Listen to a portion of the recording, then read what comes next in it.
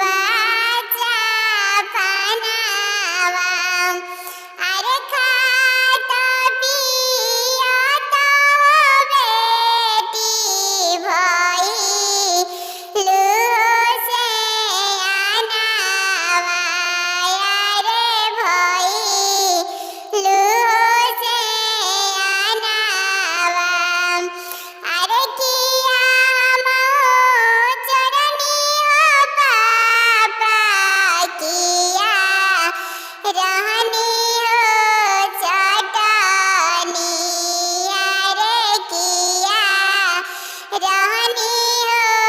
चटनी अरे किया तोहरो सबवा में पापा लजिया हो झुकावानी अरे पगाड़ी हो झुकावानी अरे कावाना कारणवा हो पापा बेजेला दूरा हो देसावा बेजेला दूसरा के घरावा अरे काहे नहीं कैला हो पापा कवा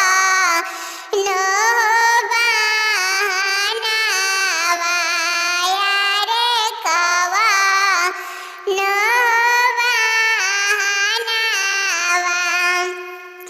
अरे नहीं तू रालू बेटी चोरा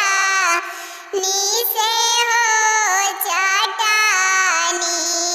अरे चोरा नीसे हो चटानी अरे नहीं तू